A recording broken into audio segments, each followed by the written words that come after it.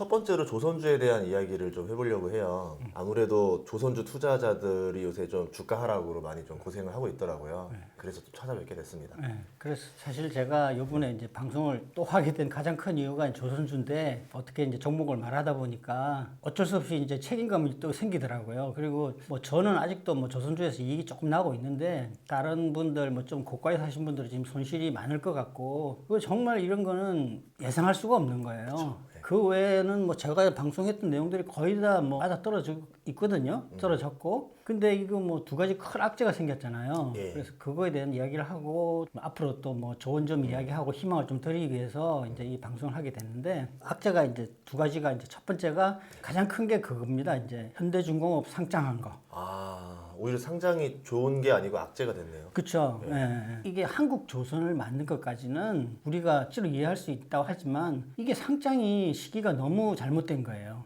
옛날에 뭐 저 대우조선 인수를 해야 되는데 원칙은 현대중공업 지주사에서 돈을 빌리든지 유상증자를 해서라도 해야 되는데 이 오너들이 돈이 없잖아요. 현대중공업 지주를 유상증자를 하게 되면 자기들 지분율이 떨어진단 말이에요. 돈이 없으니까. 그러니까 그걸 피해서 이제 한국조선이라는 걸 만들었단 말이에요. 그리고 그때 처음에는 삼성중공업한테 먼저 기회를 줬잖아요. 그죠? 근데 삼성에서 뭐 지코가 석자라서 이제 그걸 못 했는데 지금 같았으면 아마 인수한다 했을 거예요. 이렇게 좋아졌으니까. 진짜 작년에 제가 방송할 때만 해도 뭐 조선주에서 좋다고 얘기하는 사람 뭐 하나도 없었잖아요. 그런 걸 왜 투자하냐. 완전 소외된 거, 그 어널리스트들 전부 다 뭐 희망이 별로 없다 그러고, 그보면만 해도 뭐 좀 올라갔지만 수주도 많이 했지만 이거는 뭐 그동안 수주 못한 거에 대한 수주지 뭐 별거 아니다 그랬는데 지금 얼마 전에 방송 보니까 그 여자 은행 그분은 상당히 나하고 좀 견해가 비슷한데 하여튼 은행들이 이제는 거의 다 이제 슈퍼 사이클 이야기 하기 시작했어요.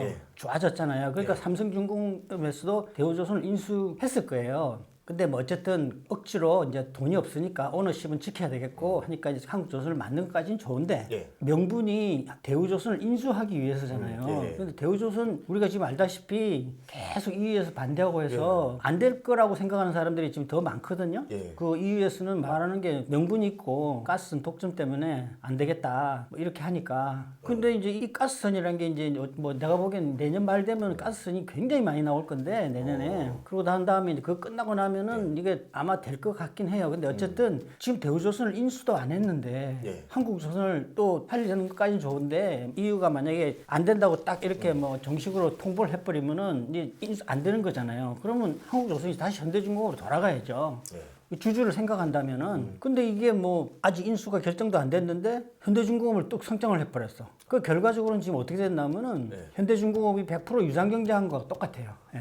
주식이 2배가 됐으니까. 그리고 이게 시기가 나쁜 게 이게 아마 제 생각에는 내년 2023년부터는 실적이 꽤 좋아지기 시작할 거예요. 근데 그렇게 되면 2022년도부터는 내가 보기엔 가스선이 막 내가 조금 이따 다시 이야기했지만 엄청 그 호황이 올 거거든요. 가스 운반선이. 그럼 그때 되면 주가들이 많이 올라가고 막 새로운 수급이 들어와가 좋아질 거거든. 그런 상황에서 상장을 했으면은 그거를 이제 어느 정도 커버가 되고 이렇게 폭락을 안 해요. 지금 40%가 떨어졌거든요. 한국조선이. 그런데 지금은 어떤 상태가 하면 요즘은 뭐 이렇게 펀드가 뭐 ETF니 해가지고 이렇게 딱 조선주 펀드 이래가지고 딱딱딱 정해져 있단 말이에요. 기관이나 외국인들은. 근데 이제 코스피 200 투자하는 뭐 이런 자금도 있고, 근데 현대중공업이 새로 상장하면 무조건 코스피 200에 포함이 될 거거든요. 큰 기업이니까. 그럼 이걸 편입을 해야 된단 말이야. 근데 새로 돈을 갖고 오든지 다른 종목을 팔아서 하면 되는데 안 그러거든요. 조선주 펀드는 딱 자금이 정해져 있는 상태에서 막 3분질이 늘어났어. 그럼 어떻게 해요? 다른 종목을 팔아야 될 거 아니에요. 그러니까 막 현대미포도 팔고 대우조선, 삼성중공업 팔아가지고 돈을 마련해가지고 상장에도 참여하고 또 이제 상장 시작한 다음에도 새로 사야 되고 그래서 특히 한국조선이 많이 빠진 거죠. 제일 뭐 100% 유상증자가 된 셈이니까. 그러니까 상장한 날 뭐 한국조선이 11%나 폭락을 했단 말이에요. 이게 참 잘못된 거예요. 이걸 보고 이제 우리가 이제 흔히 이야기하는 이제 오너 리스크. 오너 리스크가 주식 투자에서 굉장히 큰 리스크인데 대한민국은 이걸 없애야 돼요. 그래서 이제 제가 이걸 나중에 이제 우리 전인구 씨가 이제 밑 자막에도 알릴 건데 우리 저 대한사모 스텝 한 분이 청와대 청을 올렸어요. 이 재벌들, 오너들 이거 잘못된 거 어떻게 좀 해달라고. 그래서 이제 여러분들한테 좀 호소도 하려고 청원에 좀 참여하시고 동의해 주셔가지고 그래서 이 대한민국에 있는 그 뭐라 그럽니까 코리아 디스카운트 이걸 없애야 돼요. 그것만 없어지면 지금 지수 바로 4,000포인트 넘어가요. 제가 그건 손에 장을 찢을게요. 그래서 미국처럼 배당도 주고 자사주도 사주고 법도 좀 바꾸고 예. 오너들한테 유리한 이 법이 지금 정식 법이 꽤 있는데 우리 저 소액주주나 개미 투자가들을 위해서 하고 그리고 이거 제가 보기 이제 때가 왔어요. 우리가 종합개미라 그래가지고 젊은 분들이 많이 지금 왔잖아요. 예. 그러니까 우리가 뭐 옛날에 경실련 같은 거 시민 운동하는 데가 있잖아요. 단체가 그런 단체가 정시에서 하나 생길 때가 됐어요. 제가 보기에는 예. 그러니까 누군가 한 분이 나와서 그런 걸 유지하고 그러니까 주주총회에서 그 영향력을 발휘할 때가 됐다고요. 그 우리나라 주식은 뭐 외국인들이 큰 것들은 거의 뭐 40% 이상 가지고 있으니까 그러니까 뭐 옛날에는 뭐 주주총회 가가지고 뭐 깽판 치고 이래가지고 돈이나 뜯는 거 이런 거 말고 정당한 이유로 정당하게 하고 그런 조직이 알려지면은 외국인들도 협조할 거고 국민연금도 협조할 거고 그다음에 요새 뭐 인터넷 발달했잖아요. 그러면 인터넷 통해 가지고 사람들이 막 위임장을 막 써주면은 그럼 이게 오너들 마음대로 못 해요. 행동주의 주주가 행동주의 되는 주주로 그러니까 그런 걸 앞에 나서서 할 수 있는 믿을 만한 단체가 나올 때가 됐어요. 그래서 제가 이걸 한번 시발점이라 보고 이걸 한번 하는 거거든요. 그러니까 많은 분들이 참여하셔가지고 주주들의 권익을 위해서 정당하게 명분 있게 할 수 있는 이게 시발점이 됐으면 좋겠다 이거죠. 예. 예, 실제로 미국도 보니까 지배구조 개선책으로 이사회가 행동주주의 뭐 펀드 사람들이 들어와서 이사회에 참여가 되면서 이사회가 아예 독립적으로 움직이더라고요. 그러니까 오너 맘대로 회사 못하게. 못하죠. 예. 그러니까 저희들이 뭐 자사주도 사고 예. 배당도 제대로 주고 하는 거예요. 예. 우리나라도 굉장히 옛날보다는 좋아졌죠. 옛날에는 막 유상경자 막 맨날 하고 막 상장하고 그랬는데 지금 올해도 지금 엄청 상장하잖아요. 이게 지금 사실 이러면 안 되는 거거든. 지금 개미 투자가들 엄청 들어왔는데 그 돈을 지금 막 엄청 빨아갔잖아요. 이게 오너들이 지금 그걸 가지고 어디다 쓰려는지 모르겠는데 투자도 안 하면서 이때다 이래가지고 지금 막 너무 많은 지금 신주 상장이 들어왔단 말이에요. 그 돈이 너무 커요. 뭐 카카오도 진짜 보면 해도 너무 많은 것 같아. 너무 많은 뭐 자회사들을 지금 막 상장하고 있잖아요. 그 빨아들인 돈이 어마어마해요. 그러니까 이러면 안 된다고. 이게 좀 순차적으로 해야지 주주들의 힘이 없어서 그런 거 이게요. 그런 단체가 빨리 나올 때가 됐어요. 그럼 현대중공업 악재 리스크 하나를 이야기 정리를 하자면 이게 좀 너무 빨리 상장한 게 있다. 그렇죠. 한 내년이나 내후년에 했었어야 되는데 타이밍이 빠른 게 악재다. 이렇게 볼 수 그 있는. 무엇보다도 이제 대우조선이 결판이 나고 난 다음에 해야 되는데 아니 그거 때문에 하려고 했는데 아직 그게 인수가 안 될지도 모르는데 상장부터 먼저 하면은 이거 완전 정말 이거는 부당한 거예요. 그리고 무엇보다도 이게 어떻게 보면은 힘없는 개미 투자가잖아요. 개인들이 사기당한 거하고 똑같다 이거야. 왜냐하면은 내가 조선업에 좋다고 생각해가지고 투자하기 시작한 게 2년 됐거든요. 앞으로 10년 투자하려고 샀는데 이게 뭐 어느 날 갑자기 뭐 한국 조선을 한다고 그래가지고 그 말도 많았거든요. 그래서 뭐 그때까지는 억지로 인정한다고 그래도 이게 어떻게 또 똑같은 이름으로 또 상장을 하냐 이거예요. 아마 세계에서 유례가 없는 일이야 이게. 뭐 어떻게 두 번 상장을 해야 우리나라 대한민국 정시 담당하는 분들도 정말 이런 거 생각해야 된다고. 그리고 나는 지금 갑자기 현대중공업 2년 전에 꽤 샀는데 지금 한 주도 안 가지고 있어. 그리고 그쪽으로만 지금 자금이 더 원래 그쪽만 올라가고 한국조선은 그냥 40%는 떨어졌어. 이거 완전히 사기당한 거예요. 그쵸. 어떻게 보면 이런 부당한 짓을 이거 재벌들이 하는 거를 국가 차원에서도 막아야 된다 이거죠. 그리고 참 또 한 가지 그 두 번째 악재는 제가 예상 못했던 거. 지금 여태까지는 거의 다 제가 예상한 대로 지금 돌아가고 있어요. 슈퍼 사이클은 분명히 올 거고 그리고 단지 이제 한 가지 제가 이제 가스 가격이 석탄 가격하고 비슷해질 거라고 그랬는데 그거 지금 많이 올라가고 있는 거는 일시적인 거고 그리고 그게 좋은 거예요. 그래야지 가스 개발을 많이 할 거 아니야 지금. 엄청나게 많이 개발하면은 가스는 일단 저번에 그랬잖아요. 개발하고 나면은 운영비가 별로 안 들어간다고. 그러면 가격이 떨어져도 생산할 수밖에 없어요. 그러면 화력 발전은 거의 가스로 될 거고 그거는 지금 단기로 올라간 거지만 결국은 떨어질 거예요. 석탄하고 경쟁력이 있게 될 거거든요. 그거 하나 이제 어쨌든 조금 달라졌는데 예상 못한 거 또 하나 한 가지 이제 철광석 가격이 이렇게 막 폭등을 할 줄 이게 누가 알았겠어요. 엄청 올랐어요. 네, 철광석 뭐 오른 게 아니라 뭐 전부 다 올랐잖아요. 그죠? 그래가지고 후판 가격이 뭐 폭등을 하고 갑자기 뭐 이렇게 폭등을 하니까 2분기에 적자 엄청 크게 말도 안 되는 뭐 어떻게 뭐 대우조선 1조가 적자가 났다 그러고 도대체가 이거 참 말도 안 되는 건데 그러니까 내가 보기에는 저 해양 플랜트 저 적자들이 상당히 남아 있었거든요. 삼성중공업만 그런 게 아니고 정말로 현대미포도 좀 있었고 뭐 해양 플랜트 현대미포는 아닌데 한국 그저 현대중공업도 좀 있었고 뭐 삼성 대우 다 있었는데 그걸 내가 보고 이번에 다 털었어. 이 핑계로 그 플러스 알파가 2년 동안 지금 수주해 놓은 거 가격이 올랐다 그래가지고 그걸 다 집어넣으니까 그게 적자가 났어요. 근데 그거는 사실은 뭐 어떻게 보면 좋은 거예요. 국가적으로 그렇고 조선사를 위해서 좋은 거기 때문에 그건 난 나쁘다고는 생각 안 하는 게 지금 카타르가 이제 145척이 한다 그랬는데 요즘 뉴스 나오는 거 보면 100척이라 그러더라고요.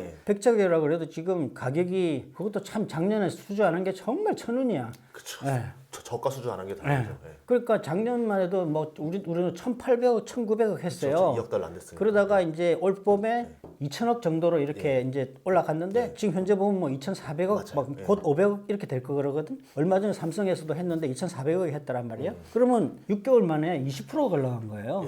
수판값 올라가야 내가 보기엔 15%, 더구나 가스는 더 낮아요. 10%도 안 돼, 내가 보기에는. 가스는 왜냐하면 금액이 굉장히 크단 말이야.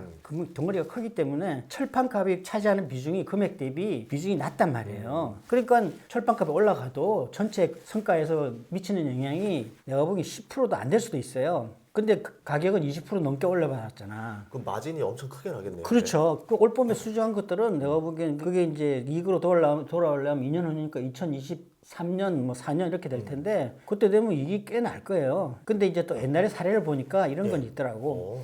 현대중공업도 옛날에 그 2004년에 수판가 지금처럼 폭등을 했더라고. 똑같은 사례가 있어요? 똑같이 폭등을 하니까 거의 뭐 오랫동안 적자가 났어요. 이번에 털린 거는 이번에는 한 방에 다 털은 거고 그때는 분기별로 털다 보니까 9개월을 현대중공업이 조정을 받았더라고. 그러니까 42,000원에서 21,000원으로 반토막이 났어요. 9개월 걸쳐가지고. 그리고 그거 끝난 다음에는 조정도 없이 3년 걸쳐가지고 52만 원, 25배 올라갔거든요. 요번에는 그렇게까지는 못 갈 것 같아요. 왜냐하면 유상증자를 한 셈이라. 현대미프는 옛날 고가 20만 원보다 난 더 가서 30만 원 넘어간다고 보는데 한국조선이나 현대중공업은 뭐 한 40만 원? 잘하면 50만 원? 이렇게 보고 있는데 어쨌든 옛날에도 이랬고 요번에도 그러니까 이게 뭐 옛날에 경험이 많은 사람들이 이걸 매도를 한 것도 있고 그러니까 어떻게 보면 엎친 데 겹친 거야. 현대중공업 그렇죠. 상장을 해가 수급을 완전히 죽여놓고는 거기에다가 또 엄청난 적자를 발표를 해놓으니까 무슨 이거 작전 세력이 오너들 끼고 작전하는 것 같아. 거기에 또 대우조선해양 인수도 예전에는 된다라고 하다 분위기도 슬슬 안 되지 않냐 여론도 막 바뀌었거든요. 그렇게 하고 그래서 정말로 물량 확보하려고 작전하는 건가? 오너를 끼고 이런 생각도 해요. 조정이 한 5개월 됐죠 벌써 지금. 지금 5개월 됐죠. 예, 5개월 그러면 비슷하네요 사례가. 비슷하죠. 그리고 오랫동안 인상가가 그걸 이제 분기별로 이렇게 했고 이번에는 한 방에 했기 때문에 거의는 끝날 때가 된 것 같아요. 그럼 3분기 실적은 이제 더 이상 털 게 없기 때문에 오히려 더 잘 나올 가능성이 높다 봐야 되겠죠. 그렇죠. 제가 뭐 거기서 조선사 뭐 아는 사람도 없고 근무하는 것도 아니지만 제가 보기에는 이렇게 털었기 때문에 거의 뭐 이제 3분기부터 흑자로 돌 거고 딱 하나 이제 삼성중공업이 그 시추선 드릴십 때문에 그걸 어떻게 애들이 할지 모르겠어요, 이 사람들이. 오히려 그게 고유가 되면 또 좋지 않을까요? 그래 나도 그거 참 그 이해가 안 되는 게 지금 유가가 올라가가지고 지금 용선을 지금 하나 나갔는데 나머지 4개도 하다 못해 용선이라도 덤빌 것 같은데 그만큼 옛날에 시추선을 발주를 많이 한 것 같아요. 오바해서. 남는 게 많아서. 남는 게 많아서. 근데 그래도 뭐 이렇게 지금 뭐 80불 넘어가고 하면은 올해 안으로 잘하면은 뭐 용선까지는 가지 않을까 싶어요. 그러면 아마 삼성중공업이 아마 크게 올라가겠죠. 악재도 많이 그것만 해소되니까. 돼야 돼요. 예. 그리고 제가 보기엔 3분기 실적을 11월 초에 발표하는데 이제 얼마 안 남았죠. 그거만 발표해도 조선주는 아마 거의 끝날 것 같고 또 그때까지 카타르도 나올 것 같고 그래서 거의 이제 조정은 뭐 이 정도면 된 것 같아요. 그 조선주는 제가 보기에는 앞으로는 종합 지수가 떨어져도 조선주 올라가는 이런 타임이 거의 왔다고 봐요. 예. 딱 작년 저희가 이맘쯤에 조선주 딱 1년 됐지. 촬영했었거든요. 예, 그러고 나서 예. 3분기 실적 발표됐어요. 11월 초인가 그랬을 거예요. 그랬나? 예. 그래서 그때 11월 때부터 막 올랐어요. 예, 저희 찍었을 때 27,000원인가 진짜 안 좋을 때였거든요. 그래가지고 저도 조선주가 언제 좋아질까 이래서 못 샀어요. 근데 갑자기 막 올라가니까 97,000원까지 갔을 거예요. 미포조선이 아마. 그러니까 미포에서는 아직도 많이 먹었어. 아직도 한 70% 정도 수익률을 하고 있지. 그러니까 올해는 작년하고 완전히 반대예요. 작년에 우리 사람들이 잘 모르는데 주식에서 오랫동안 돈 번 사람들을 거의 다 깨졌어요. 작년에 많이 깨졌어요. 왜냐하면 이 옛날 그 사례가 있거든. 이렇게 막 대폭락이 나면은 그 금융위기 때 떨어지고 반등이 오고는 또 떨어지고 이렇게 그쵸. 갔다고. 예. 그리고 이 5월달쯤에 이 전문가라는 사람들이 그런 이야기를 너무 많이 했어. 그래서 나도 사실 고민을 좀 했었어요. 더블 딥이다, L자다. 예. 분명히 더블 딥을 칠 거다. 그러니까 지금 팔아야 된다. 그러니까 돈 좀 많이 하는 사람들, 경험 있는 사람들은 팔았어요. 그 판 사람들은 작년에 거의 뭐 손실이 컸죠. 그 손실이 난 상태에서 팔아가지고 근데 뭐 이렇게 쫙 올라가서 이걸 어떻게 쫓아가? 못 가거든 절대로. 저도 아마 그쪽에 하나였어요. 그래서 10월까지는 거의 못 움직였어요. 그러다 11월부터 뭔가 바뀌더라고요. 11월부터 움직였거든요. 그러니까 나도 마이너스 50%에서 마이너스 20%로 쭉 가다가 11월 달에 올라가서 그 12% 정도로 작년에 이제 마감을 했고 올해는 52%까지 갔다가 아 좋았잖아요. 올 초에 좋았잖아요. 그러니까 지금 17%거든요. 플러스 17%인데 이게 연말에는 뭐 12%로 작년하고 완전히 반대로 되는 거 아닌가 지금. 근데 그렇게 안 되겠지 뭐 11월 되면 올라가면은 어쨌든 뭐 종점만 잘 가면 되죠. 그러니까 예. 예. 그래서 두 번째 악재는 후판 가격 상승이었는데 오히려 지금 그 가격 이상으로 성과가 올라갔기 때문에 마진이 크게 날 가능성이 높아졌다. 예, 이렇게 정리하도록 하겠습니다. 그리고 제가 보기에는 이제 이게 완전히 바뀌거든요. 예. 이제 입장이 바뀌어가지고 이제 조선사들이 큰 소리 칠 거예요. 어, 예, 그래서 제가 보기에는 대우조선 인수도 가능한 이유가 내가 생각하는 건 내년에는 가스 운반선이 운임이 올해 컨테이너선 올라가듯이 올라갈 가능성도 높다고 보거든요. 예, 왜냐하면 지금 가스 운반선이 없어요. 그렇죠. 겨우 작년부터 지금 발주를 시작했기 때문에 많이 했기 때문에 이게 나오려면 아직도 내후년 돼야 된단 말이야. 예. 그러면 내년에 가스 운반을 엄청 많이 해야 된단 말이야 지금. 그리고 요번에 푸틴이 완전히 자기 발등을 찍었잖아. 예. 예? 참 어리석은 거야. 그러니까 무슨 얘기인가 하면 유럽에서 가스 그 선이 러시아에서 오는 게 있는데 그걸 하나 더 요번에 새로 설치 완공이 됐단 말이야. 그러니까 이런 건 장기 계약이니까 장기 계약가를 확 올리려고 수를 쓴 거란 말이에요. 근데 이제 미국에서는 저 트럼프지만 어쨌든 그 옛날부터 막 경고를 했다고 니네들 이렇게 러시아한테 이렇게 뭐 에너지를 다 의존하면은 러시아에 종속된다. 그 우크라이나 뭐 전쟁 났고 해가지고 제재했는데 제재도 못할 거고 앞으로 러시아한테 꼼짝도 못하게 된다. 근데 이제 유럽 사람들이 그걸 완전히 무시했단 말이에요. 뭐 특히나 트럼프하고 사이도 안 좋아가지고 트럼프가 참 이상한 인간이죠 어쨌든. 그리고 또 무엇보다도 러시아에서 오는 거는 가스관을 통해서 오는 거기 때문에 돈이 안 들어요. 유럽 자체에서. 그러니까 LNG 같은 경우는 굉장히 크고 이런 저장 시설이 필요하단 말이에요. 돈이 많이 들어가죠. 예. 터미널이라 하는 거 있잖아요. 그런 게 이제 필요하고 뭐 근데 그런 거 없이 이거는 그냥 뭐 가스관을 통해서 오고 하니까 그 러시아 입장에서도 액화 시설이 필요 없잖아. LNG는 액화를 해가지고 가스 운반선으로 실어나려고 하니까 운반비도 더 들어가고 하는데 이거는 그냥 가스 그냥 채로 그냥 유전해서 그냥 바로 오면 되니까 그러니까 비용이 이게 이름을 이제 PNG라 그러거든요. 그러니까 10%가 쌌다고 가격이. 그러니까 유럽 입장에서는 싸고 편하고 돈 투자 안 해도 되고 하니까 이걸 했는데 이번에 완전히 당한 거야. 푸틴이 그냥 열받으면 잠그더라고요 가끔씩. 그러니까 이제 잠그면 자기들 큰일 나잖아. 이제는 예. 먹는 거 다음으로 중요한 게 에너지인데 아니 에너지 없으면 바로 전기도 다 끊어지고 뭐 어떡할 거야. 그럼 이제 러시아에 대한 신뢰가 좀 깨지기 시작하면서 이제 LNG를 차라리 수입하는 비중을 낮추고. 그래서 이제 지금은 완전히 절대적으로 러시아에 의존을 했는데 예. 이제 사실 뭐 트럼프 때는 자기도 장사하려는 것도 있었어요. 미국이 내가 그랬잖아요. 근데 셰일 가스가 엄청 많이 나오는데 이거를 아직 액화 그 플란트 시설이 아직 멀었다고 막 절반 정도밖에 안 됐다. 근데 이걸 만약에 다 되면은 본격적으로 이제 수출을 할 거라고. 근데 이제 그게 다 돼 가거든요.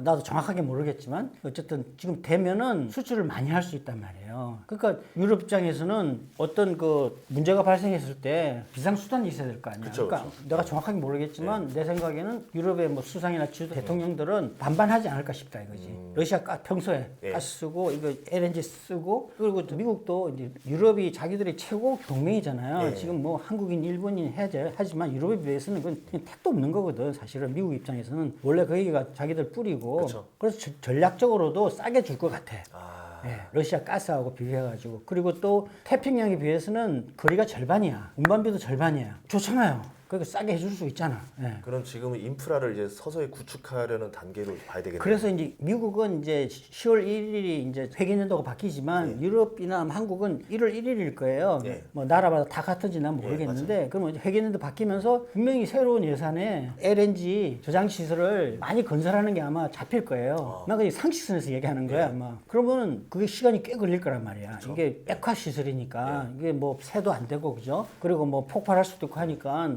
상당히 시간이 많이 걸릴 거라고. 규모도 굉장히 크고 그 여러 군데 하니까 근데 그게 시간이 걸리고 가스 운반선도 시간이 꽤 걸리잖아. 그러니까 그거 이제 딱 예산이 잡히고 뭐 이거 되면은 그 터키 이제 유럽 선사 그쪽 선사 위주로 가스 발주가 굉장히 많이 나올 것 같아요. 내년에. 그리고 지금 이제 이번에 이제 카타르하고 러시아가 다 터진단 말이에요. 올해. 그거 다 터지고 나면 러시아나 카타르 중동에는 이제 거의 뭐 필요 없는데 유럽에서는 이제 미국 걸 갖고 와야 될 거 아니에요. 예. 카타르나 러시아는 주로 아시아로 주거든요. 유럽은 뜨긴 썼지만 안 썼는데 이제 그 미국에서 막 갈라 그러면 이거 배가 굉장히 필요한데 배는 이미 아직 없어. 그거 어떻게 되겠어요? 사야죠. 얼마 전에도 뉴스에 났더라고. 덴마크 배인가 뭐 가다가 아시아로 가다가 확 돌아가지고 유럽으로 갔다 그러더라고. 그러니까 그 엄청난 페널티를 물고도 돈이 되니까 그걸로 간 거예요. 그쵸. 그런 게 이제 나오면은 운임이 얼마나 올라가겠냐 이거지. 그러면 선사들은 또 돈을 벌겠지. 그쵸. 가스 운반선 위주로 하는 해운사 괜찮아요. 주가 앞으로 많이 올라갈 거예요. 우리나라는 대한해운이 좀 그렇다고 그러더라고. 근데 뭐 어쨌든 뭐 그거는 뭐 난 정확하게 모르겠고. 그래서 만약에 그런 일이 생기면은 유럽 선사들이 전 세계 선사들을 꽉 잡고 있잖아요. 그쵸. 예. 네. 힘이 좋잖아. 그러니까 걔네들 승인을 받아야 돼. 대우조선 인수하는데. 근데 이렇게 되면 주객이 전도가 되면은 현대중공업에서 아니면 사모나 뭐 하여튼 한국조선에서 막 사정하면 그래 내가 해줄게. 내가 좀 딴 데보다 빨리 해줄게. 그리고 조금 싸게 해줄 테니까 대우조선 인수하는 거 딜을 친다. 이거. 딜을 할 수 있다 이거지. 그리고 이거 우리가 몰라서 그러는데 현대중공업은요 그리스 선사들하고 굉장히 유대가 깊어요. 끈끈하게 이렇게 돼 있다고. 걔들 절대 다른 데 발주 안 해요. 그러니까 뭐 어떻게 보면 형제처럼 엮여 있다고. 그래서 이에서 이거를 안 된다고 딱 안 하고 자꾸 연결시킨 거야. 그러니까 차마 끊을 수는 없고 네. 관계 때문에. 유럽 선사에서는 그리스가 제일 영향력이 커요. 그 그리스 유대인들. 그래서 어쨌든 이런 걔네들이 이렇게 또 도와주고.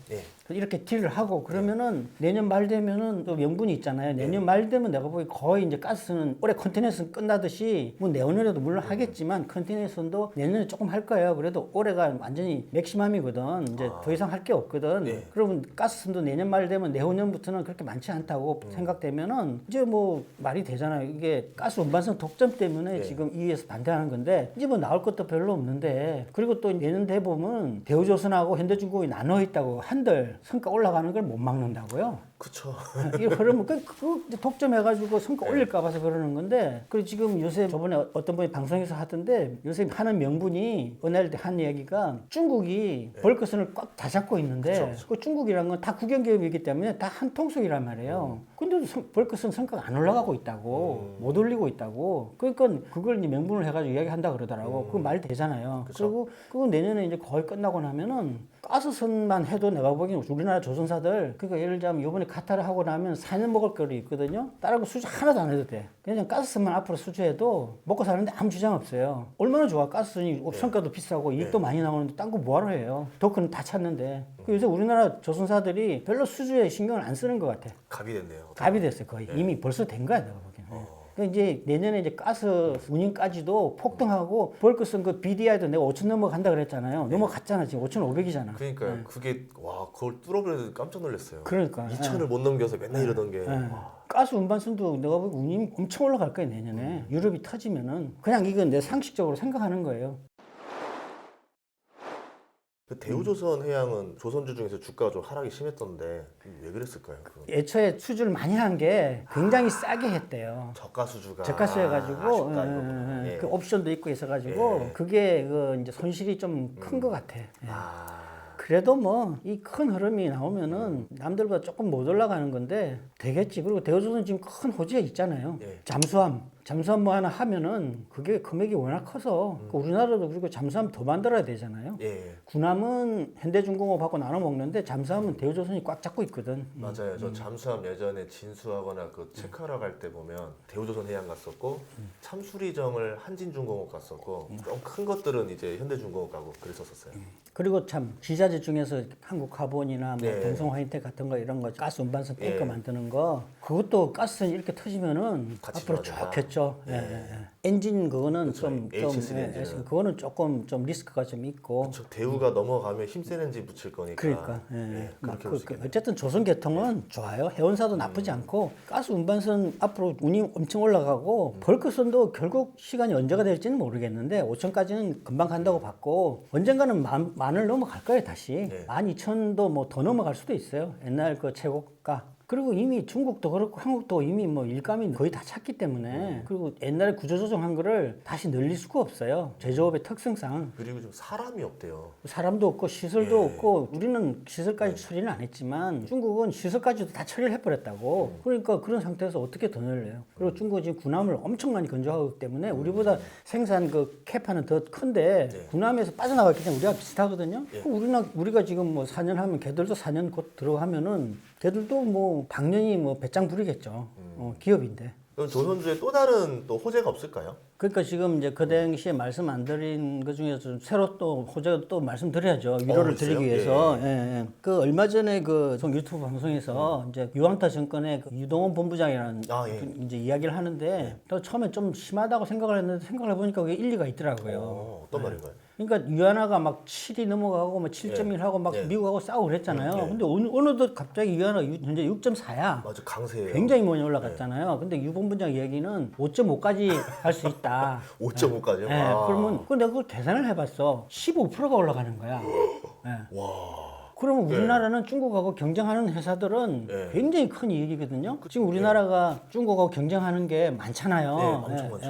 근데 다른 것들은 거의 이미 어떻게 보면 우열이 가려져 있다고. 예를 들자면 LCD는 걔들이 이겼고 예. OLED는 우리가 이기고 있고 예. 그리고 뭐 다른 분야 뭐 2차 전진이 뭐 또 다른 거 많은 자동차니 많은데 그거는 중국만 아니고 유럽, 일본, 대만. 미국 이렇게 다 합쳐가지고 경쟁을 하고 있는 거란 말이에요. 4차 산업도 그렇고. 근데 중국하고 진짜 박 터지게 하고 있는 게 조선이. 조선이거든.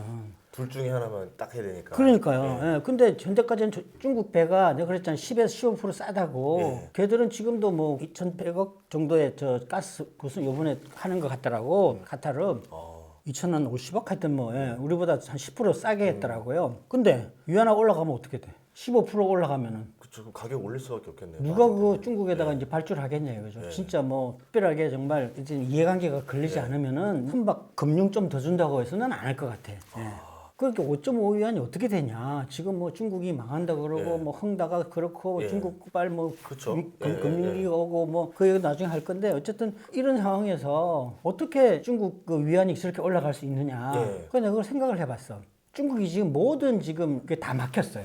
그쵸. 경제 성장이 그죠? 예. 중국이 그동안 성장을 한 큰 두 가지 축이 있는데 하나는 부동산, 예, 부동산. 그다음에 이제 SOC, 예. 토목 건축 건설. 건설 가지고 이제 성장 반을 했고 나머지 반은 수출이었는데 예. 건설이 이제 지금 보면은 시진핑이 3연임을 하려 그러니까 지금 내가 모르긴 몰라도 이 상하이 방들이 죽기 살기로 지금 뭐를 꾸미든지 뭐 저걸 막으려고 할 거거든요. 그 혼란도 만들고 그 혼란을 막으려면 어떻게 해야 돼요? 그 국민들의 못 사는 사람 인민들의 지지를 받아야 되잖아. 그래서 나온 게 이제 뭐 알리바바 뭐 규제니 뭐 교육 규제니 뭐 기타 뭐 헝다니 헝다도 안 살려주고 뭐 헝다 지금 뭐 파산을 시키니 이런 게 나온 거단 말이에요. 그거 전부 다 그 상하이 방 파거든요. 그러니까 이게 공산주의이기 때문에 중국은 그렇게 쉽게 망하지 않아요. 그리고 죽는다고 해서 또 중국이 망하지도 않는데 전문가들이 너무 심하게 얘기하는 것 같더라고. 그 역사적으로도 우리나라에도 그랬던 적이 몇 번 있어요. 그 옛날에 박정희 대통령이 있었으면은 우리나라 사실 IMF도 안 왔을 거예요. 참 나쁜 게 우리나라가 사실 우리가 알기로는 뭐 중동에 가서 막 정말 그 어려울 때 돈 엄청 벌고 국가 경제 발전에 굉장히 기여했다 그러잖아요. 사실이에요. 처음에는 내가 딱 그 세대인데 진짜 하루에 막 15일을 했다고. 또 그리고 정주영 씨가 참 그 사람 기발한 사람이거든. 다른 나라가 못했던 거를 거기 더우니까 낮에는 다 자고 밤에 다 일을 했다고. 밤낮 바꿔가면서.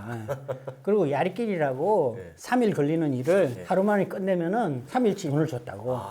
그 한국 사람들 죽으라고 이랬다고. 죽어라 이러죠, 당연히. 베트남도 그래요. 베트남에서도 베트남 사람들이 한국 그 뭐라고 안 그러는 게 눈으로 봤거든. 아니 휴일날 미군 애들은 나가서 그냥 마시고 놀고 막 신나게 노는데 한국 사람들 휴가 나와가지고는 툭 꾸리가 앉아가지고 싼 길거리 음식이나 사 먹고 있거든. 불쌍하거든. 그러니까 참 쟤들은 돈에 팔려왔다. 그래가지고 어쩔 수 없이 싸우는 거다. 이거 인식이 박혀 있다고. 그래서 한국군에 대한 이 정오가 그렇게 많지 않다고요. 팔려왔다. 이렇게 알고 있다고요. 그만큼 우리 세대 위들이 고생을 많이 하고 살았어요. 정말 요즘 상상을 못할 일이야. 그래가지고 중동에서 이제 돈을 많이 벌었어. 처음에는 현대건설 특히. 그쵸. 근데 돈이 된다고 하니까 다 뛰어든 거예요. 좀 동화건설 가고 뭐 건설사들이 다 간 거예요. 근데 그때 이제 그리고 나서 박 대통령 사망하고 난 일이래요 이제 이게. 그래가지고 막 덤핑을 우리들끼리 엄청 친 거야. 손해 어마어마하게 봤어요. 중동에서 벌은 것보다 더 손해 봤을 수도 있어. 그게 수십 년 지나서 해양 플랜트 때까지 덤핑을 해양 쳐서 플랜도 그럼, 예. 예. 그러니까 이 치킨 게임이라는 게 정말 이게 하면 안 되는데 이게 국내에서 했다면 또 모르겠는데 국민들이 혜택을 받았으니까 이 엉뚱한 그 중동 사람들한테 우리가 돈을 갖다 바친 거야. 오늘 어마어마하게 벌었는데 그걸 다 주고도 모자라서 100%다 망했어요. 현대건설까지. 예. 살아남은 회사들은 이 그룹을 낀 거, 예를 들면 삼성건설, 뭐 LG건설, 뭐 이런 그룹 낀 회사들은 우리 때는 건설회사도 안 쳐줬어요. 순위에도 안 들어갔어. 자기들 자체 그룹 일만 하고 그런 뭐 나가서 건설하는 거는 안 했다고. 현대건설이 유일했지. 그런 건 다 망했다고요. 그러니까 우리나라 그렇게 돈을 많이 버는 사람들이 물어주고 페널티 물리고 그리고도 다 망했단 말이에요. 그 당시에 건설회사들이 얼마나 돈을 많이 벌었나 하면은 그거 말고도 아파트. 아, 그렇죠. 정말 돈을 주워 담았거든. 지금 예. 중국처럼 예. 예? 그렇게 돈을 많이 벌었는데도 다 망했다고. 돈이 뭐 있으면 부도 냈겠어요? 돈이 없으니까 그 정부에서도 나름대로 많이 봐줬을 거라고. 그때는 산업화 시대라서 기업을 많이 봐줬을 때잖아. 그러니까 그런데도 다 부도가 났어. 그렇게 어려웠지만 우리나라가 뭐 망했냐 이거지. 살아남아서 계속 경제 발전했잖아요. 중국도 마찬가지예요. 중국은 우리보다도 더해. 독재국 국가이기 때문에 정부 차원에서 엄밀하게 얼마든지 컨트롤이 돼요. 그리고 중국은 우리처럼 그렇게 덤핑 못 쳐. 그리고 이 아파트 가격을 죽이면은 내수가 완전히 죽으니까 어느 정도 떨어뜨려가지고 국민들 마음만 좀 잡고는 다시 횡보를 시킬 거라고요. 그리고 이제 다른 걸로 이제 건설을 할 것 같아. 예. 그리고 또 하나가 뭔가 하면 1대1로. 아, 예. 예. 1대1로가 그거 건설이거든. 그렇죠. 다이소시죠. 이거 말도 안 되는 게 참 문제가 많은 게 중국 사람들 참 나빠. 그러니까 그 가난한 사람 나라의 지도자들 대통령 수상들한테 가가지고 뇌물을 엄청 줬을 거라고. 그래서 계약서를 굉장히 부당하게 만들어가지고 그 나라를 망쳐놨다고 지금. 맞아요. 방부도 뺐고 이자율도 높고 그걸 이제 이쪽에서 이제 양식 있는 사람도 있을 거 아니야. 다 알았단 말이야. 그러니까 막 여론이 나빠지고 뭐 대통령이 또 바뀌고 그러면 그거 무효화시키고 그리고 또 하나가 뭔가 하면 코로나. 코로나 해가지고 우리가 얼마나 고통을 받고 있어요, 그죠? 근데 중국은 어쨌든 중국에서 나온 거잖아. 인위적으로 뭐 실험실에서 만들었던 아니면 뭐 어쨌든 간에 박쥐에서 나왔던 어쨌든 중국이 원인이단 말이야. 중국에서 만들어가지고 이 전 세계가 이렇게 오랫동안 고생을 하고 있잖아. 그러면 좀 미안해야 되는데 전혀 미안해하지 않잖아요. 예. 오히려 그것 때문에 완전 내로남불이잖아요. 호주랑 싸워가지고 뭐딴 데서 싸우고 뭐 예. 보복하고 뭐 지금 뭐 전 세계가 지금 뭐 공장이 다 문을 닫고 이런 상황인데 지들만 공장 잘 돌아간다고 자랑하잖아 지금. 그 수출 작년하고 올해 중국 좋아요. 수출 많이 하고 있거든. 올해 이것저것 업가고 그러고 어렵다 그래도 수출을 많이 하거든요. 그러니까 이런 상황에서 자기들만 잘 나가니까 얼마나 미워. 그 중국이 지금 엄청 지금 왕따가 됐단 말이에요 지금. 예. 그러니까 1대1로 내가 이제 거의 한계거든요. 그 1대1로 끝났지. 예. 건설 끝났지. 예. 아파트가 뭐 재작년인가 우리나라 KBS인가 어디서 저 방송했는데 6,500만 원가 빈집이 있다 그랬잖아요. 근데 지금 더 늘었을 거라고. 근데 지금 내가 보기엔 중국의 아파트는 거의 비트코인이야. 가치도 없는데 올라가는 거. 그러니까 이게 중국은 이미 돈 없는 사람들은 많은데 그 사람들 아예 뭐 월 소득이 뭐 10만 원, 20만 원 이러니까 동남아보다 더 못 살거든요. 인구의 반은. 예. 그런 사람들 집을 살 생각도 못 하고.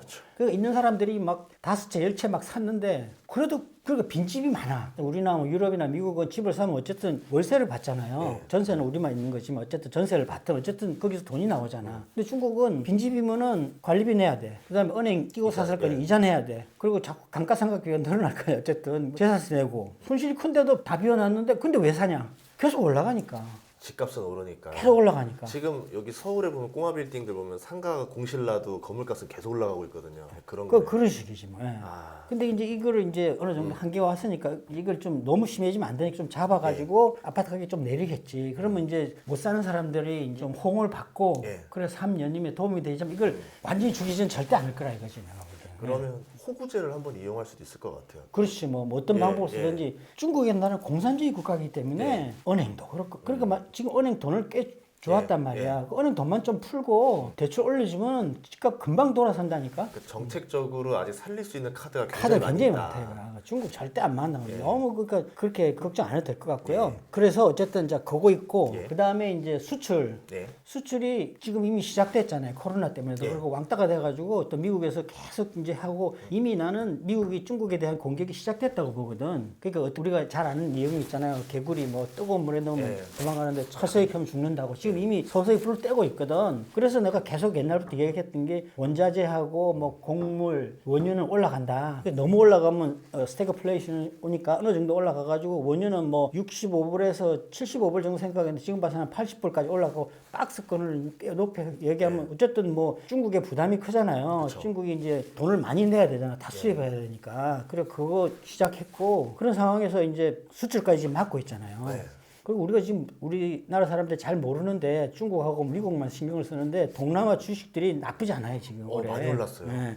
터키 그 중에서도 베트남, 인도는 엄청 올랐어. 맞아요. 네, 우리 아들 그 저 적립 펀드를 들고 있는데 한 달에 뭐 월급 다 이제 들어가 300만 원 들고 있는데 그게 지금 1년 만에 끝났다고 계약하라고 이제 돈 찾아가라 그래서 내가 연장하라 그랬거든. 네. 41% 오. 1년 만에.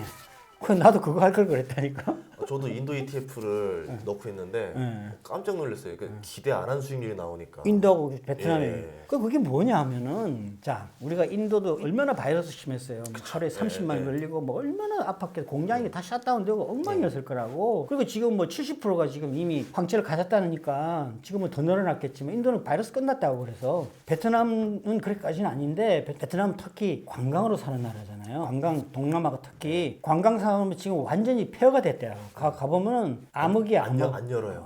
안 열고 전부 문 닫고 그 관광객이 안 오는데 뭐. 그 우리나라 거기서 관광으로 먹고 사는 사람, 우리나라 사람들 많았는데 베트남에서 다 돌아왔잖아. 필리핀 뭐 태국 뭐 다 돌아왔잖아. 뭐 먹고 살 길이 없으니까. 근데 관광이 없으면은 나라가 지금 엉망이잖아요. 그리고 뭐 코로나 어쨌든 거기도 영향이 있을 거란 말이야. 그러니까 경제가 엉망이어야 되는데 어떻게 경제를 반영하는 증시가 40%가 올라갈 수가 있어. 그러니까 그만큼 많은 공장들이 지금 오고 있다는 거예요. 인도하고 베트남하고 가고 있다는 거예요. 터키, 인도, 베트남 위주로. 다른 데도 가요. 그러니까 동남아 증시가 우리나라는 올해 죽을 쓰고 있지만 거기는 안 빠졌다고. 최소한 빠지진 않았다. 이거죠. 그러니까 그만큼 많은 공장들이 옮겨간다는 이야기는 서서히 이제 중국이 수출을 줄어든다는 이야기예요. 예를 들면 삼성이 지금 뭐 베트남 경제에서 차지하는 게 3분의 1이라 그러는데 그 모바일을 그 옛날에는 중국에서 생산해가지고 중국에 내수도 팔았지만 전 세계로 이렇게 팔았단 말이에요. 그게 이제 베트남으로 왔다고. 그러니까 무역 흑자도 베트남한테 넘어가고 그러니까 서로 윈윈하는 거지 삼성하고 같이. 근데 중국은 이제 그만큼 무역 흑자가 줄어든 거란 말이에요. 수출도 줄고 일자리도 줄고. 일자리도 줄고 경제도 나쁘고. 원자재는 올라가고 좁혀지고 있다는 거예요. 그러니까 수출이 차지하는 비중이 이제 점점 줄 수밖에 없단 말이에요. 지금 당장은 아니고 한 1% 정도 줄겠지. 그러니까 자, 지금 경제 성장률이 6%인데 건설에서 거의 그거는 뭐 자기도 자체 건설도 할 거니까 어쨌든 그럼 1% 남고 그다음에 수출에서 3%인데 그 한 1% 줄고 그러면 3% 성장이야. 그러면 중국은 안 된단 말이에요. 그렇죠. 이제 투자 매력이 사라지죠. 그 어떻게 하든지 내수를 키워야 된단 말이야. 뭘 해서라도. 그래서 나는 지금 생각하고 있는 게 시진핑 그 사람이 의외로 탄소 중립 이걸 이야기하고 있거든요. 맞아요. 이것도 그러니까 그러더라고요. 조선주의 호재인데 탄소 중립을 하면서 석탄을 줄이고 하면서 이런 뭐 요즘 같은 일이 발생하는데 그게 다 원인은 다 저 시진핑이에요. 그 석탄 그 광산을 문을 닫았단 말이야. 그 문을 닫으면 다시 살리는데 어렵다 그러더라고. 그 지하수가 차 있었기 때문에 지하수를 다시 다 제거하고 살리려고 하면 시간이 많이 걸린대요. 그러니까 석탄 이거 저 파동 꽤 오래 갈 거야. 중국이 50%를 생산하는데 전 세계에 그게 지금 뭐 많이 줄었으니까 그러다가 시진핑 때문에 줄여놨는데 다시 살려고 그러니까 안 되는 거야 지금. 그러니까 몇 달 갈 거예요. 어쨌든 이런 상황에서 에너지가 부족하니까 뭘 해야 되거든. 그래서 나는 생각을 해봤는데 될지 안 될지 모르겠는데 중국이 사막이 많잖아요. 내몽고에도 있고 그 사막 같은 데다가 진짜 어마어마한 태양광 단지 막말로 우리나라보다 한 몇 배 큰 거, 대한민국보다 몇 배 큰 걸 하면은 이게 건설이란 말이에요. 그쵸. 태양광이. 이게 뭐 전기공사거든. 그래가지고 그걸 막 계속 하면은 중국이 태양광은 세계 최고의 경쟁력이 있거든요. 우리나라 상대가 안 돼요. 다 망했잖아요. 오시아에도 도망갔고 저쪽으로 말레이로 안 갔으면 오시아에도 붙어났을 거라고. 지금 그런 상황에서 걔네들이 그걸 막 엄청나게 하고 걔들 철도 발달했잖아요. 고속전철 넣던지 뭐 철도 해가지고 거기서 이제 ESS가 나오고 한 2년 정도 지나면은 지금보다는 월등하게 나아질 것 같거든. 그걸 가지고 뭐 수소를 만들어가지고 이런 거보다는 ESS 가가지고 거기서 충전하고 쓴 건 갖고 와서 산업에 쓰고 또 닭근하고 왔다 갔다 철도를 하면은 될 것 같거든요. 아예 송전선을 쓰는 게 아니라 그냥 철도로 ESS. 옮겨버린다. 송전선을 하게 되면 사막에서 이게 그쵸. 돈도 너무 엄청, 멀잖아. 엄청 손실 나죠. 그러면 50%가 손실이 나거든. 그거보단 차라리 ESS가 낫거든요. 그리고 ESS하고 태양광은 내가 그랬잖아요. 에너지 앞으로 시대의 흐름이기 때문에 자기들이 경쟁력 있는 거를 발전시켜야 될 거 아니야. 2차 전지도 지금 걔들 엄청 하고 있잖아요. ESS가 2차 전지거든, 그것도. 자동차는 뭐 2차 전지지만 태양광의 2차 전지는 ESS란 말이야. 그럼 태양광의 단점인 이제 전력 수급 문제 있잖아요. 그게 다 변동성 심한 해결이 되고, 거를 ESS를 해결 다 칠 수가 있다. 예. 송전선이 못하는 걸 할 수 있는 거네요. 그렇게 이제 수요가 생기면 그만큼 발전도 되거든요. 세계를 주름 잡을 수가 있지. 그쪽으로 갈 것 같아. 뭐 내가 들은 것도 아니고 그냥 생각하다 보면은 그런 식으로 해서 성장률을 지키려고 그럴 것 같다 이거지. 어차피 밸류체인도 태양광 보면 거의 중국이 거의 다 독식했기 때문에 그러니까. 자기 회사 살리는 게 되니까 그렇죠. 수출 문제도 다 해결도 할 수 있고. 해결되고.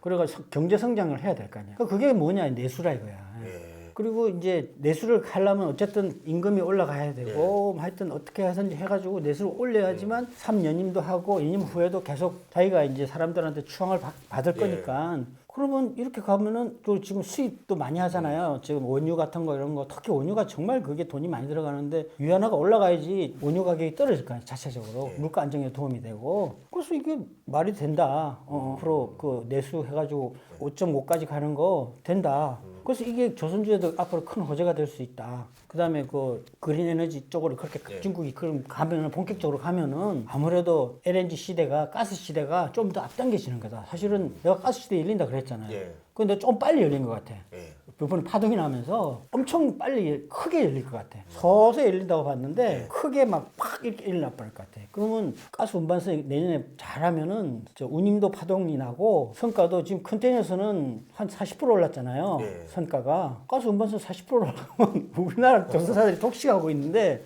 엄청 벌죠. 말이야 이 가격이 40% 올라가면은 이익은 200% 올라가는 거야. 그쵸, 200% 다 마진이니까. 300%. 예, 뭐 드는데 비용 더 드는 거죠. 감가상각비, 뭐 저 인건비, 뭐 이런 거죠. 운임 뭐 이런 거 다 빼고 고정비 다 빼고 하는 거기 때문에 40% 올라가면 이익은 200% 300% 늘어난다고요. 지금 은행들은 2024년도부터 좋아질 거라 그러더라고요. 나는 2023년도라고 생각하고 있거든요. 가스 운반은 이게 파동 날 것 때문에. 그리고 이제 현대중공업이 상장하면서 한국조선해양의 매력이 많이 떨어진 것 같다라고 생각하는데 오히려 말씀 들어보니까 아니다, 괜찮다 생각하시는 것 같거든요. 이유가 있나요? 그러니까 제가 이제 원래는 사실은 이제 그 뉴스가 나와서 할 때 원래대로 했으면 저는 그거 조선주 다 팔았을 거예요. 팔고는 이제 아예 몇 년 동안은 근처에도 안 갔을 거야. 예. 그만큼 이게 부당하고 악재거든요. 그런데 내가 안 팔았고 한 8% 정도 팔았어요, 사실은. 거의 안 파는 거네요. 8% 비중을 있다가 떨어져가지고 한 11만인가 하여튼 그때 다시 또 샀어요. 근데 그보다 더 떨어졌지만 왜 그랬나 하면은 그만큼 조선주가 호재가 많고 그리고 원래는 그 8% 플러스 대출도 좀 해가지고 그거 뭐 대출에도 한 3일, 3, 4일 정도만 있다가 다 돌아오니까 갚으면 되니까 원래 내가 대출 투자는 안 하는데 근데도 이게 율이 너무 높아가지고 안 되겠더라고. 그래서 한국조선을 도로 산 거예요. 근데 뭐 상장하는 날 11%가 떨어졌으니까 그래서 이거를 뭐가 잘못됐다. 나는 요즘 그렇게 생각해요. 시장이 참 옳지 않다는 걸 증명하는 것 같아. 제가 참 중요한 그 주식 투자에 아주 기본을 내가 알려드릴게요. 무슨 모멘텀이든 뭐가 나왔을 때 처음에 그게 한 20%, 30% 진행될 때까지는 대중을 따라가야 돼. 그리고 그거 지나면 대중은 반대로 가야 돼요. 내가 원래 했던 대로 현대중공업 상장을 했었어야 돼. 현대중공업이 워낙 좋으니까 그리고 그때 막 말이 많았잖아요. 한국 조선은 껍데기만 남는다. 현대중공업이 세계 최고의 조선사고 그렇게 유도를 했다고. 그때 대중들이 그렇게 생각하면 특히 이거 대중은 기관이에요. 기관 대중들이 그렇게 얘기하면 그걸 따라가야 된다고. 처음에는. 지금은 내가 보기 20% 30% 지났거든요. 지금은 반대로 가야 되는데 대중하고 반대로 해 주식 투자해서 돈을 벌거든요. 근데 처음에는 대중을 따라가야 돼. 그래서 내가 그 잘못한 거 그거 좀 아셔야 되고 어쨌든 한국조선이 더 좋다고 생각을 해서 상장을 안 하고 도리 한국조선을 더 샀단 말이야. 살라 그랬던 거를. 그 이유가 뭔가 하면은 자 첫째는 이거 뭐 말로는 이야기해요. 한국조선이 앞으로 뭐 기술 개발하는 데 쓰고 뭐 그렇다고 이야기를 하는데 내가 나름대로 막 조사하고 한 거로는 한국조선이 자동차에 테슬라처럼 된다 이거지. 배 선박계 선박의 테슬라. 조선의 테슬라. 지금 우리가 자동차에 테슬라를 왜 그렇게 막 고배당을 주면서 뭐 고평가를 하나 하면은 기술력 때문에 그렇잖아요. 딴 데보다 나은 거. 가장 중요한 건 자율주행인데 그 테슬라의 가장 중요한 거는 이게 굉장히 어려운 것 같아. 그 내가 저번에 우연히 또 동영상 봤는데 네. 웨이모가 사실은 테슬라보다 앞서갔거든요. 그쵸? 네, 근데 구글을 갑자기 어느 날 주도를 갔더라고. 네. 그리고 얘네들이 결국은 내가 보니까 이미 해보니까 더 한계를 느낀 거야. 그래서 더 이상 이거 하다가는 리스크가 너무 높은 거야. 큰 사고가 날 것 같으니까 완전히 없애고 딱 정해진 구간에서 이제 셔틀버스, 셔틀택시. 택시만 하겠다 이렇게 방향을 정했더라고요. 그래서 사실은 전기차에서는 테슬라는 내가 보기에는 우리 생각만큼은 아니란 이야기지. 어쨌든 이 자율주행이 그만큼 어려운 건데 이 선박이란 거는 선박도 마찬가지야. 선박은 첨단 기술이라는 게 딱 두 가지가 있거든요. 하나는 우리가 잘 아는 친환경. 가스니, 가스 선박이니, 뭐 암모니아니, 뭐 메탄올이니, 뭐 있잖아요. 전기 선박이니 이런 거 있잖아요. 핵도 될 거고. 그다음에 두 번째는 자율주행이야. 근데 지금 현재는 막 각 조선사들이 하고 있는데 한국조선은 제가 보기에는 방향을 이렇게 정했어. 각 조선사에 있는 그 기술 개발 인력들을 모아가지고 하나가 돼가지고 그걸 개발하면은 아무래도 더 프로덕티비티가 높을 거 아니에요. 생산성이 높아지고 경비도 절약이 되고 자율주행도 하고. 그래서 사실은 제가 이제 이런 이야기는 사실은 뭐 좀 하긴 그런데 이 친구들이 요번에 저 상장을 해가지고 돈을 굉장히 많이 벌었잖아요. 1조 벌었고 20% 1조. 그다음에 이제 뭐 나머지 30% 여분이 있잖아요. 그거 이제 블락딜을 하게 되면은 그게 지금 주가가 올라가 3조란 말이에요. 그럼 4조면은 어마어마하게 큰 돈이에요. 사실 원칙은 그 돈을 가지고 대우조선을 인수하는 데 써야 돼. 그쵸.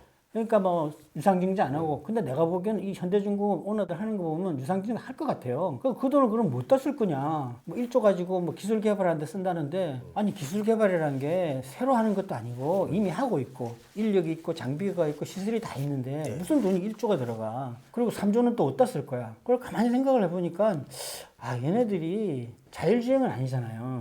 친환경 쪽으로는 뭐 한국조선이 뭐 전 세계에서 누구보다도 자체적으로 잘하고 있겠지만 자율주행은 아니란 말이야. 테슬라도 지금 아직도 못하고 있고 구글도 저러고 있는데 세계 최고의 기술력을 가지지 못하고 있는데 물론 선박이 자동차보다는 훨씬 단순하니까 하지만 자율주행이 굉장히 중요하거든요. 선박은 덩어리가 커서 완전히 무인으로는 못하겠지만 100명 쓸 거를 10명만 쓴다고 해봐요. 그러면 가스는 비싸지만 일반 배는 내가 보면 10년 운행하면 돈이 다 빠진다고. 그만큼 자율주행이 중요하다고. 그래서 이 자율주행에서 진짜 앞서가려고 기업을 하나 인수하려는 게 아니냐.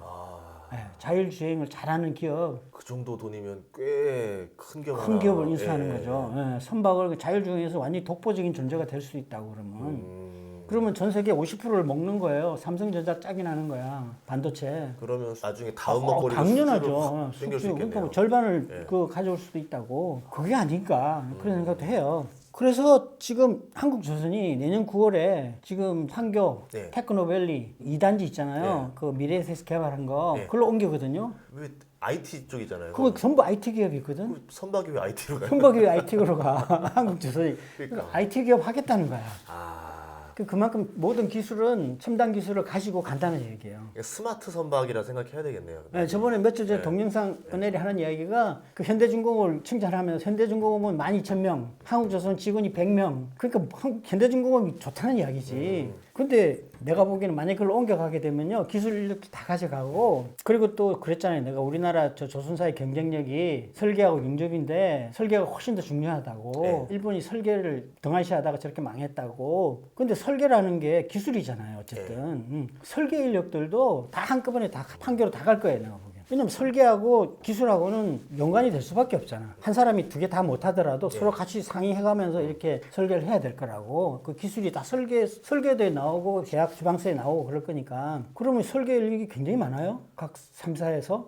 대우조선까지 합치면 굉장히 많겠죠. 더 그러면 그렇게 되면 1000명 이상 뭐 가겠죠. 그러면 지금 시중에서 이야기하는 기관 대주주들이 이야기하는 알짜는요 한국조선이 되는 거야. 현대중공업이 진짜 껍데기만 남는 거야. 그냥 공장이야 공장. 그냥 배 만드는 공장이야. 그 설계는 그러니까 이제 현장 그 설계 있잖아요. 그 현장에서 막 어떤 잘 모르는 거 생각하는 그러니까 나이 많은 사람들 경험 많은 사람 반장들이나 뭐 이런 나이 많은 엔지니어들이 보고 계약 도면을 한국조선을 만들어 오면 그걸 가지고 이제 보완하고 수정하는 거. 그 정도만 이제 현장에서 설계 인력이 남아 있고 나머지는 다 한국조선을 갈 거란 말이야.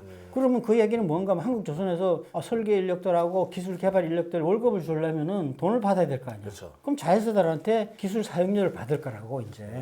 그럼 네 군데서 기술 사용료를 받으면은 좀 작게 받을 것도 아니고 꽤 받을 거거든. 그 받은 돈으로 또 뭐 나중에 기술 필요한 회사 또 인수도 해가면서 계속 그거 하고 플랫폼 효과를 한다 이거네. 그리고 별로 뭐 좋지 않은 기술 같은 경우는 별로 뭐 중요하지 않은 거는 또 중국에 팔아먹을 수도 있겠죠. 그럼 그에 대한 기술료를 받을 수도 있고 그 수익성이 굉장히 좋아지는 거야. 그럼 테슬라가 되는 거예요. 안 그래요? 테슬라가 다를 게 뭐가 있어? 그럼 테슬라처럼 고평가를 받을 수도 있어요. 그래서 도리 한국조선이 조선사에서는 가장 최고인데 지금 엉뚱하게 현대중공업이 가고 있다고. 현대중공업은 그냥 공장인데 공장에서 그냥 배만 만드는데 그 무슨 거기서 큰 뭐 이익률이 나겠냐 그거야. 딱 한 가지 현대중공업이 좋은 거는 힘센 엔진. 아, 예. 이거는 이제 한국조선이 안 준다 이거야. 그쵸. 자기들이 이제 팔아가지고 그걸 이제 현대미포에도 팔고 사모에도 팔고 대우조선에도 팔고 이래가지고 거기서 이제 수익이 나겠지. 예. 엔진이 굉장히 중요하거든요. 선박에서는 최고로 중요하니까 그 기술을 가지고 있는 거 그거 한 가지 있지. 그거 외에는 한국조선이 모든 걸 다 가져가는 거야. 그 재무제표상으로도 옛날에 노조가 막 데모하고 그랬는데 빚은 현대중공업이 다 가져가고 자산은 한국조선이 다 가져간 거야 지금. 그러니까 한국조선이 굉장히 우량해요 사실은. 재무제표상으로는. 그 사람들이 이걸 아는 사람은 알겠지만 잘 몰라. 그래서 이게 언젠가 이제 제대로 되면은 그때는 이제 뭐 주가가 바로 잡히겠지만 항상 대중들이 하는 대로는 반대로 가야 돼요. 근데 처음에 한 20-30% 흐름 때는 따라가고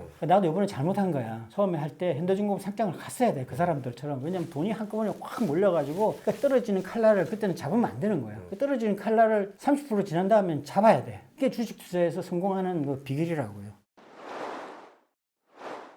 그러면 조선주 중에서 여러 개가 있잖아요. 어떤 게 가장 좀 많이 오를까요? 그러니까 뭐 그건 내가 신이 아니니까 뭐 말은 못하지만 예. 내가 생각하고 있는 거는 조선주 주가의 리딩 주도주는 아직도 현대미포. 아, 아직도 미포요? 네. 오. 그 왜냐하면은 카타르까지는 아니에요. 카타르는 가스 운반선 내년에도 많이 터지고 하는데 그거하고는 상관없어요. 현대미포는. 근데 IMO가 이제 본격적으로 내후년부터 시작이 되는데 속도가 줄어들면 그거 감당이 안 된단 말이에요. 선박이 부족해가지고. 그래서 해운사들 계속 좋을 거예요. 속도를 줄이는데 당연히 선박이 부족한데 없잖아. 그래서 운임이 올라갈 수밖에 없어요. 근데 지금 IMO에서 가장 그 선박 교체를 많이 해야 될 게 중형선이란 말이에요. 그 대형선사들은 대형선 위주로 가지고 있고 중형선사들은 돈이 없어가지고 그걸 더 못했어. 교체도 더 못했고 지금도 사실 참 잘못된 게 해운사들이 돈이 없어가지고 이제 앞으로는 안 그러겠지만 이중 연료를 해가지고 가스 추진소를 발주해야 되는데 절반은 아직도 뻥크실을 그 연료를 하는 걸 발주하고 했단 말이야. 올해도 작년에도 그렇고. 근데 이제 내년부터 뭐 점점 더 이제 이중 연료 선박이 이제 발주가 되겠지. 근데 이제 어쨌든 중형선들이 훨씬 더 IMO 규제에 취약해요. 근데 미포가 거의 50% 독점을 하고 있는 회사거든, 중형에는. 그리고 이 중형 선박이 미포에서 가장 문제가 뭐였냐면은 경쟁사들이 다 한국에 있었거든. 그렇죠.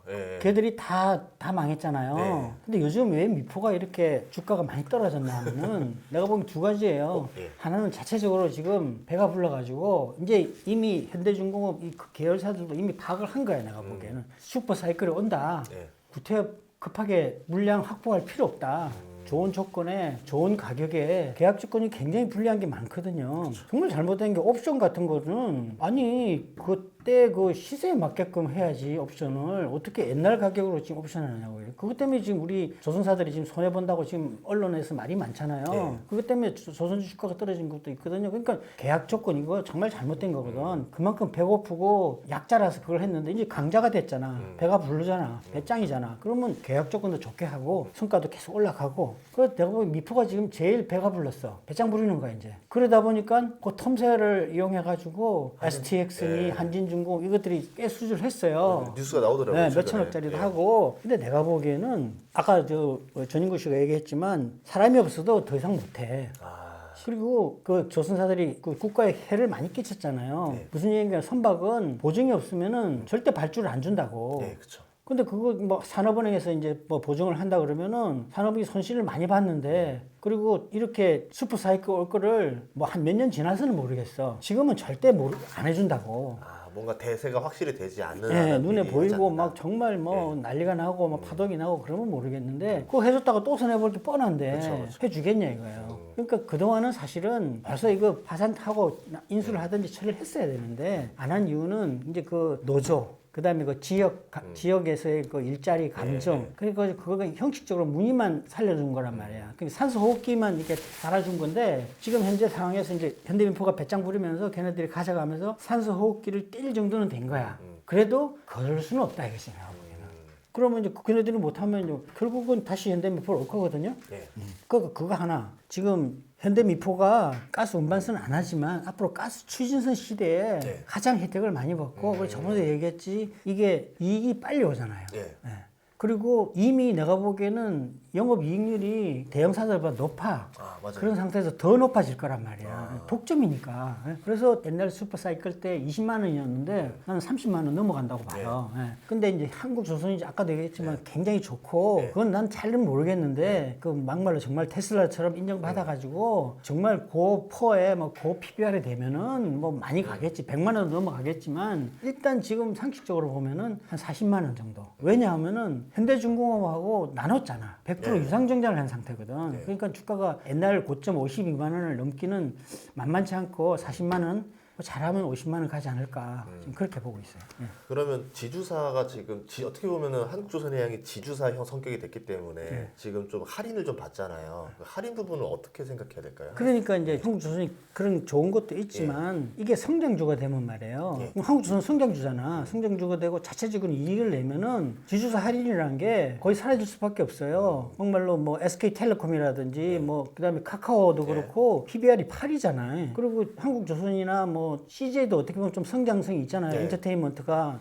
그런 데는 거의 이제 1 가깝게 PBR 형성이 됐어요. 원래 지주사들이 보통 뭐 GS나 뭐 이런 데는 0.5밖에 안 되잖아. 그러니까 그런 지주사 할인은 아니다 이거지. 그러니까 지주사도 성장성을 가진 사업을 가지냐 안 가지냐에 따라서 그렇지. 할인율이 달라지더라. 그렇지. 그럼 이제 할인율이 해소될 가능성이 있다. 오케이 알겠습니다. 그리고 지금은 사실은 수급이 잘못돼가지고 요번 주 들어와서 좀 바로 잡히는 것 같아요. 어제 오늘 보면은 현대중공업 막 가고 한국조선이나 다른 조선사들 빠지고 그랬는데 지금 반대로 가고 있거든. 그러니까 어느 정도 이제 팔 사람 거의 수급이 정리가 된 것 같아. 이제 그러니까 원래대로 정석대로 가는 거야. 그리고 요거 이제 조금 지나면은 이제 현대중공업 올라가면은 지주사도 같이 올라가죠.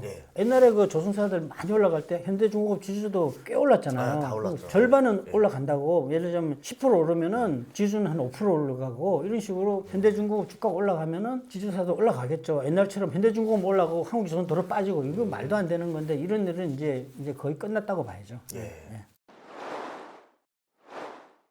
그러면 이제 좀 어느 정도 이야기를 정리해보자면 조선주 같은 경우는 이제 성장성이 많이 기대가 되는 거고 충분히 앞으로 주가가 오를 여력들도 많이 있고 그래서 아직 투자도 계속 하고 계시는 거고요. 그렇죠? 그러면 하나의 리스크가 좀 남아 있는 것 같아요. 오너 리스크. 그래서 그 부분에 대해서는 어떤 짓을 할지는 모르니까. 그렇죠. 상식을 벗어나는 짓을 또 할지도 모르니까. 워런 버핏도 이제 투자할 때 보면은 이제 오너 리스크를 많이 고려를 하더라고요. 그래서 이제 이거를 바로잡기 위해서는 어떻게 보면 이제 주주들이 좀 더 청원을 통해서 적극적으로 행동을 해서 이제 이사회가 좀 독립되고 좀 오너의 어떤 의견보다는 기업 전체, 주주들 전체의 이익이 좀 더 증대할 수 있도록 했으면 좋겠습니다. 그래서 이쪽에 지금 동참할 수 있도록 이렇게 링크를 영상 더보기에다가 했거든요. 그렇게 들어가신 다음에 국민청원에 참여해 주시면은 주주들의 힘을 합칠 수 있을 것 같습니다. 그럼 마지막으로 우리 조선주 투자 하신 분들 많은데 한번 정리 한번 부탁드리겠습니다. 마지막으로 이제 주식 투자 이제 투자의 이제 길인데요. 이게 어떤 악재가 나올지 몰라요. 워렌 버핏도 뭐 모르는 거예요. 9.11 테러가 났을지 워렌 버핏 어떻게 알았겠어요. 그리고 지금 요새 사람들 보면 뭐 현금 비중 80% 이렇게 얘기하는데 워렌 버핏이 그런 식으로 투자했으면 절대로 저 세계적인 부자가 안 됐어요. 그러니까 조한리가 얘기하는 게 맞아요. 그리고 지금 주가가 좀 떨어졌다고 그래가지고 그러지 말고 이게 멀리 보면은 자 내가 그랬잖아요. 앞으로 한국조선이 40만 원까지 본다. 그럼 지금 뭐 8만 원이 되든 5만 원이 되든 뭐 20만 원이 되든 어차피 안 팔 거 아니에요. 그럼 똑같은 거라고. 그 마음을 편하게 먹고 있으면은 그래서 장기 투자를 해야 되는 거예요. 그래서 개인이 사실은 기관들보다 훨씬 투자 유리한 거야. 올바르게만 투자하면은. 그러니까 너무 걱정하지 마시고 마음을 좋게 먹고 그리고 레버리지 투자 절대 하면 안 돼요. 만약에 지금 레버리지 투자를 많이 했다고 보자고요. 한 뭐 풀로 안 하고 뭐 한 30% 40%만 했다 그래도 벌써 지금 반대매매 당했다고. 그러니까 할 때는 30% 정도야 뭐 부동산도 뭐 그 정도 뭐 대출해서 하는데 근데 이런 일이 생각지도 못한 이런 오너리스크가 발생하고 후평 가격이 폭등하고 이런 게 나온단 말이에요. 그러니까 나중에 만약에 이게 이제 막말로 20만 원 갔다고 생각해 보세요. 이미 반대매매 자기는 당했어. 얼마나 정말 피토하는 심정이 될 거라고. 종점은 맞췄지만 결국 난 주식이 없게 되는 없게 거잖아요. 되니까. 그러니까 올바른 투자를 하기 위해서는 절대 레버리지 투자하면 안 돼요. 네. 예. 그게 이제 이번 주 저순도 투자에서 어떻게 보면 좋은 교훈이에요. 경험이에요. 예. 앞으로 동학 게임들이 경험이 없는데 이런 경험을 잘 살려가지고 올바르게 투자하시라 이거죠. 예. 네, 알겠습니다. 네, 덕분에 또 안전한 길에 대해서 또 당부 한번 해주셨으니까 저희도 안전하고 올바르게 투자하도록 하겠습니다. 또 이렇게 시간 내주셔서 감사합니다.